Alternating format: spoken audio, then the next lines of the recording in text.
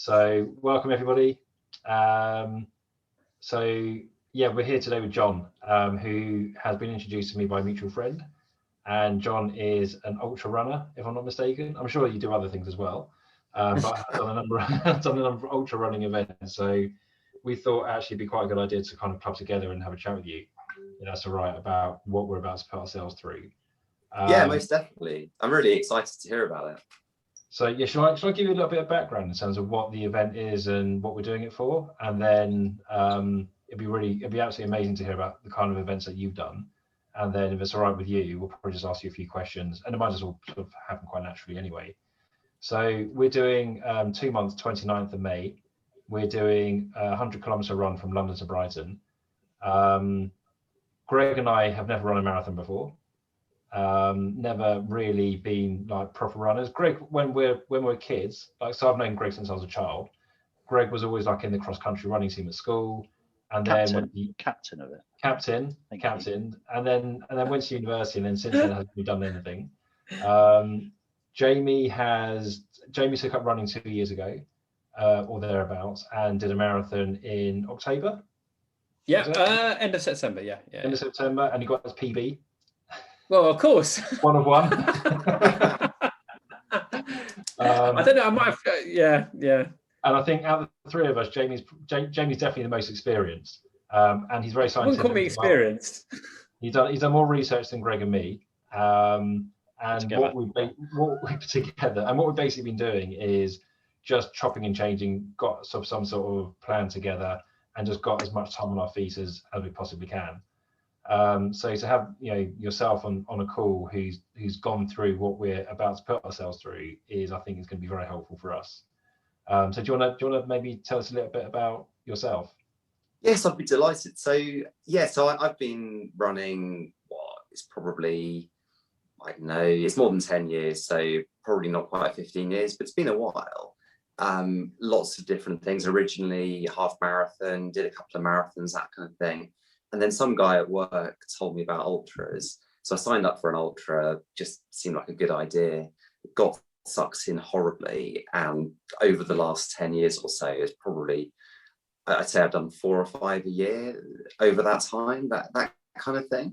And I'm the sort of character that I take something on and then get really obsessed by it and train super hard and all the rest of it. So started to kind of, like, at least in terms of the things I was entering, started to get quite good and started winning stuff. And then of course that turns into do more of it and get really excited. And so that's been the journey I've been on, mostly at kind of 50 miles, 100k, that sort of distance, trail racing typically, rather than the road. But I'll sort of do anything really, and then heading into the mountains in Europe a little bit as well. Such an amazing sport. I get absolutely loads out of it.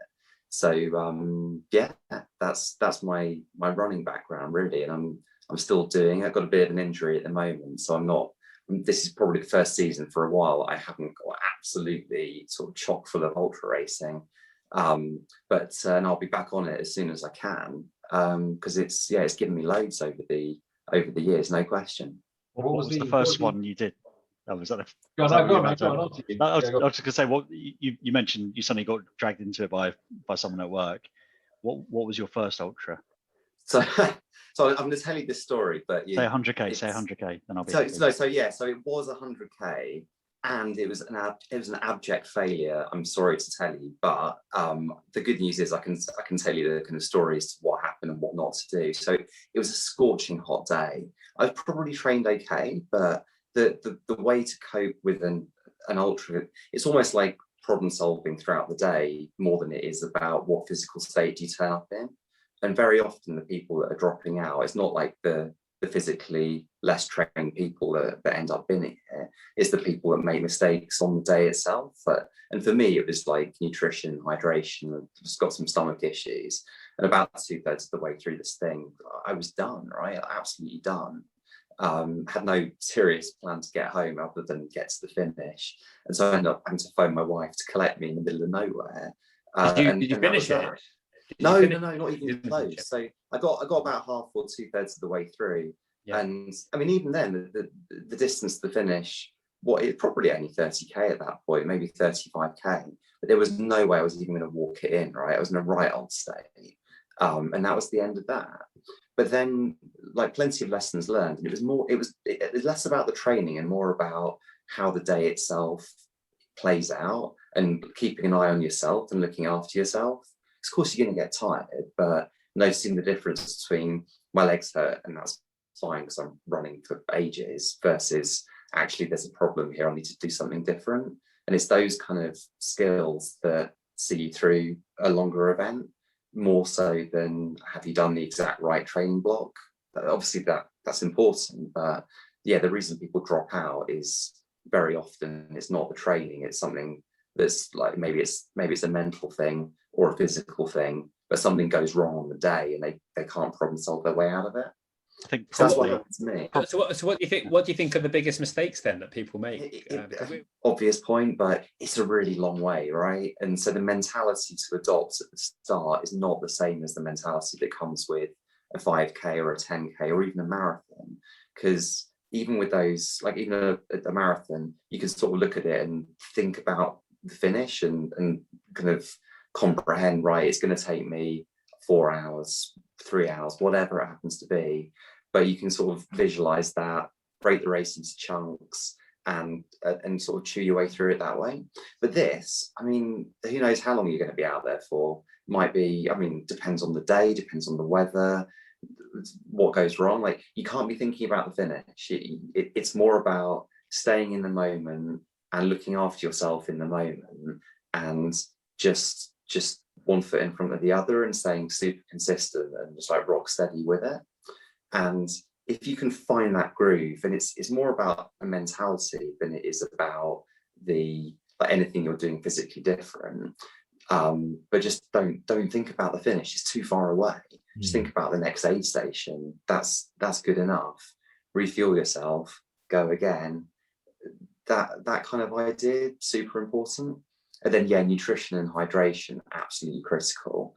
Both like continuously eating and drinking just to stay on top of it, but not going overboard either, because your stomach can only take so much, right? And if you're overhydrating, then that can be dangerous, never mind sort of counterproductive.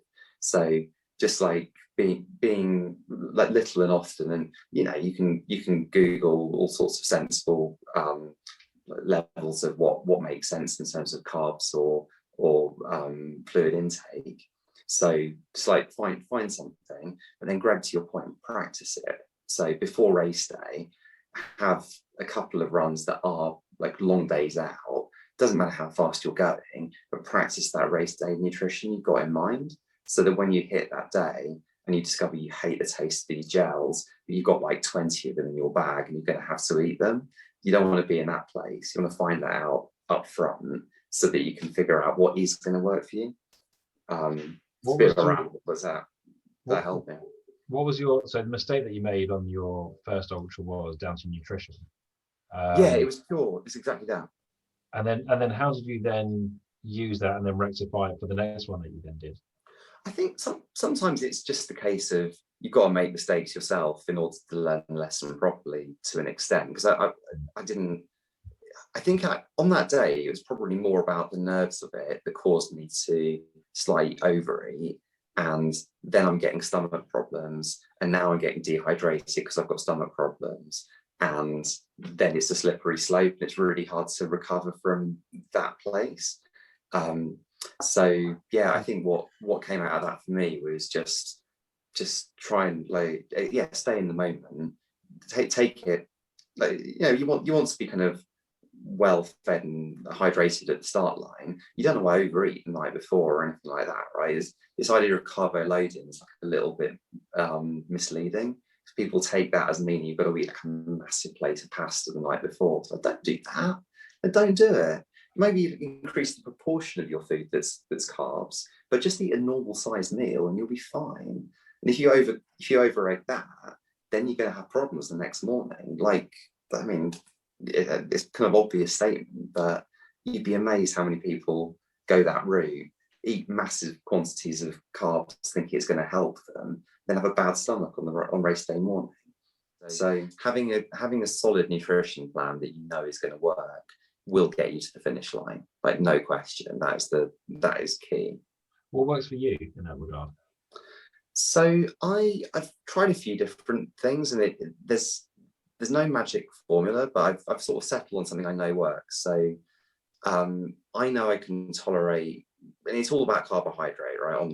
In the race, and like of course you can get more energy from fat, but metabolizing that on the fly during race, like it just doesn't really work. So I know I can sort of, it's about 60 to 70 grams of carb an hour. I know I can consume that without getting stomach issues. More than that, no, it's not going to happen. I'm going to be in trouble. But that's the game, really, is to get as much in as you can without tipping into like gastro issues. So for me, that comes from a couple of gels and probably about, it depends on the day, but maybe 500 ml of like a sports drink. Pick your brand, like, doesn't really matter. And when you start to look at the labels and you top that up, that'll get you about there. Okay. And maybe the first half to 2/3 of an event, I'll just stick to something like that. Towards the end, and the wheels are coming off, and it's just a case of whatever the aid station's got that looks like it's not going to make you feel grim, then you eat that, and it's fine because the end's in sight at that stage. But if you've got sort of a pattern that you know is going to be okay, that will see you through the bulk of it, that's the key, really. Okay, that's good. Jamie, you're making notes, I can see, aren't you? Listen. Very grateful to Jon for giving up his time to, to tell us his experience or what have you. I'm really interested to learn more about your. I mean, you said that a lot of it isn't the physical condition, but obviously you can't not train for something like this. What do you feel has worked, and what do you feel hasn't worked when it comes to training for these big ultra events?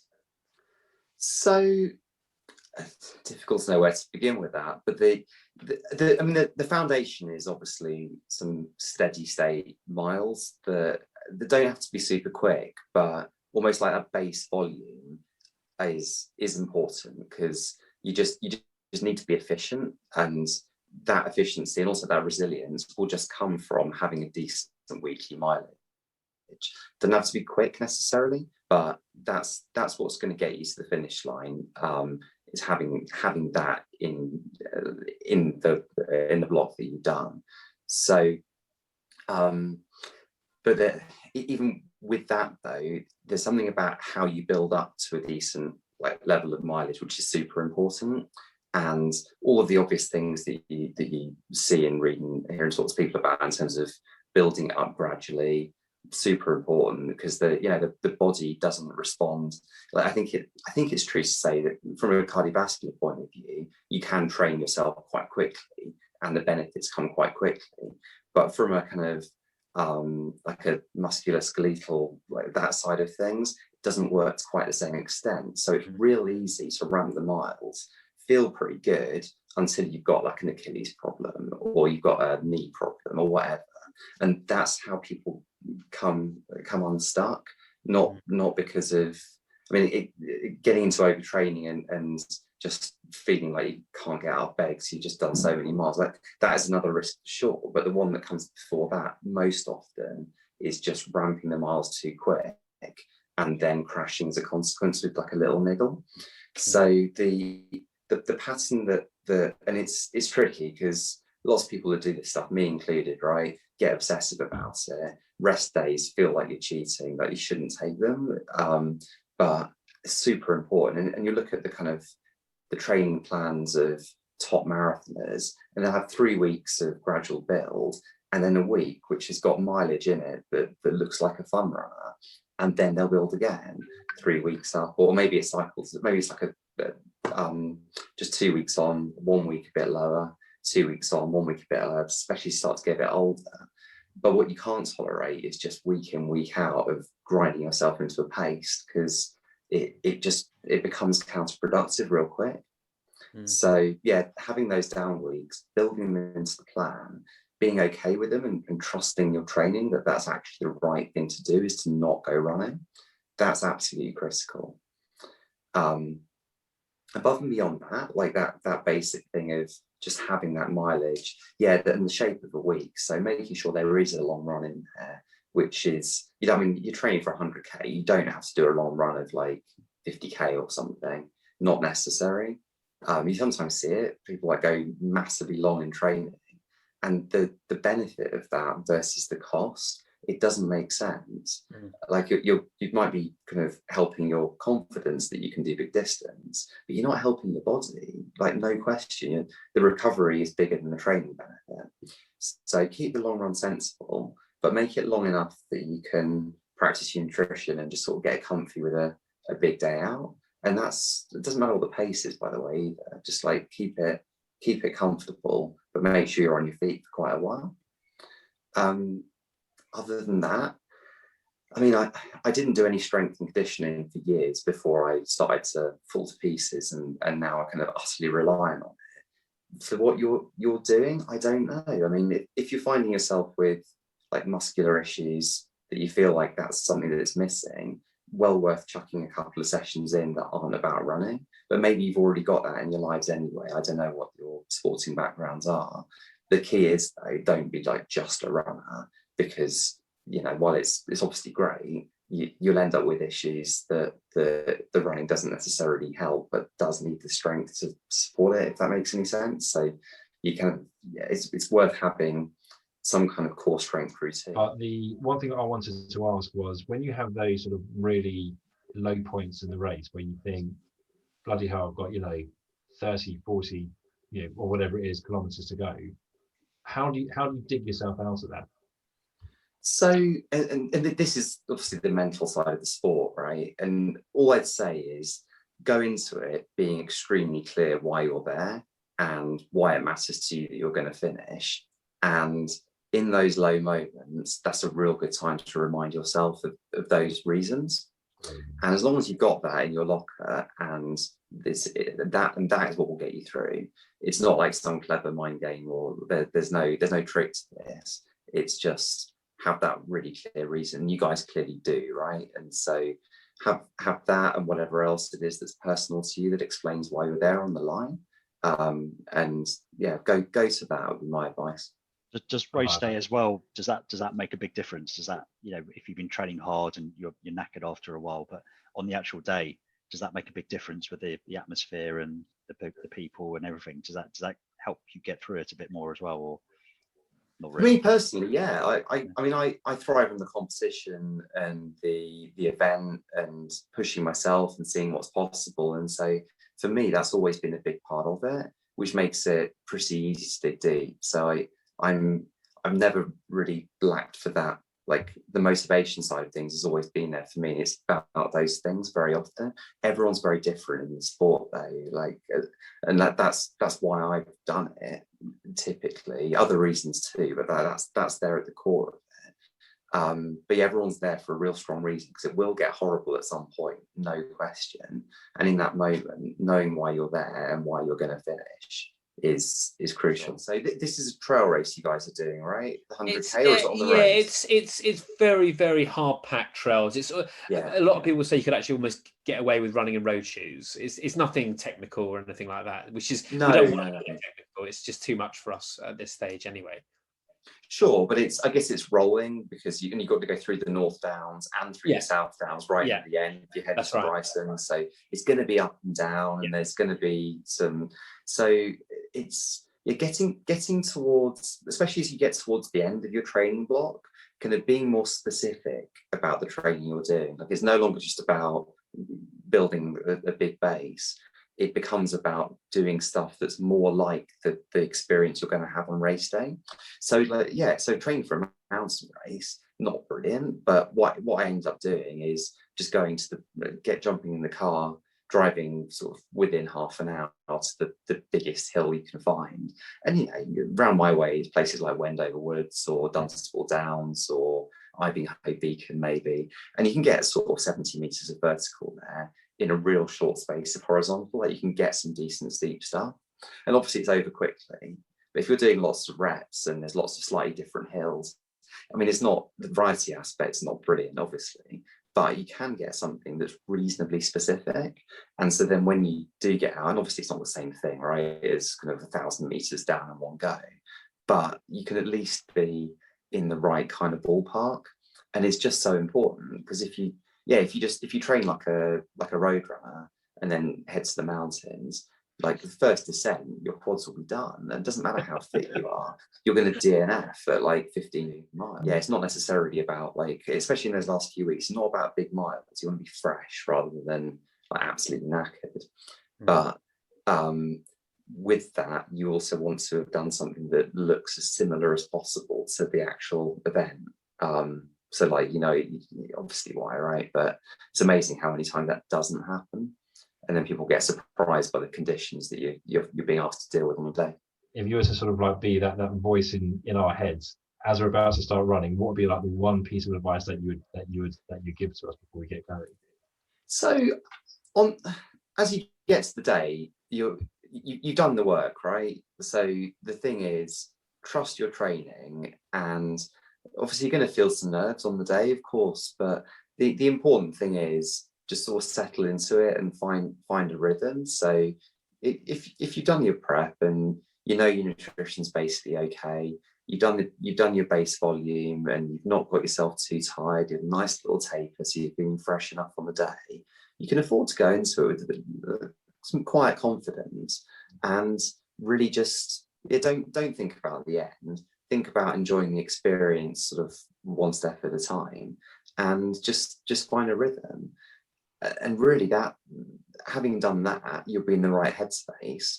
And then it is just about keeping on going and keeping an eye on where you're at with nutrition and hydration, keeping a constant check, like, how am I feeling? Is that okay?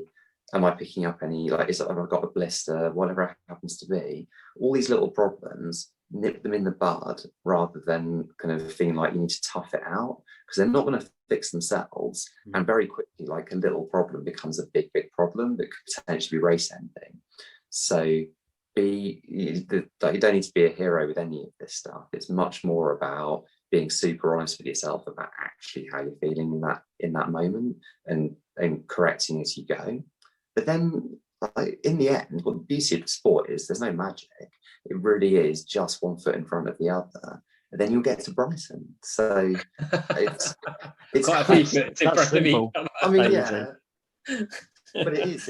It's. So I think. I mean, you'll be absolutely fine with that kind of mentality, and with the training you're clearly already doing and will be doing in the weeks to come. Yeah, and then just trust yourselves to just settle in, and yeah, absolutely fine. No trouble at all. Brilliant. Jamie and Adam, you can ask me at the end, what have you learned the most out of this session, do you think? What have you thought about? For me, I think nutrition. Same. I think it's not that I was unaware of it, but I've kind of struggled to know what to do. And I know staying hydrated and taking a sports energy electrolyte drink, that will be in one of my bottles. I'll have water in the other bottle, and like I do my long runs anyway, I'll be taking that. But I think it's the food element and not knowing how I'm going to respond to different things. But focusing, I think, on what Jon said about focusing maybe a bit more on carbs could probably be the way to go. So I might just try that a little bit in the weeks. There's loads of choices you can make and things you can experiment with. I mean, there's like a baby food that's sweet potato based that you look at the back of the packet, it's perfect, and it comes in a sachet, which means it will go in your bag, no trouble. And if you've got no problem with eating baby food on the run, like, trust me, nutritionally it's spot on. And it doesn't taste like an energy gel, so like, give it a go. But then, yeah, all this kind of stuff, it definitely works. I suppose from the training side, on the nutrition side, that's going to be the hardest, because we won't have all the rest stops on the way. Can we trust those rest stops for the sort of food and the drink that they provide, or do we need to take? How much do we need to take with us before? So I would say, like, do your homework in terms of what the event organisers are promising you, in terms of what will be there. And there is a bit of so I think the first thing is you definitely want to be carrying stuff that means that you can get from one aid station to the next without problems, right? So you definitely want some stuff. If you're going to rely on the aid stations, which is a perfectly reasonable thing to choose to do, then know what they've got and know that you're going to be comfortable with those things.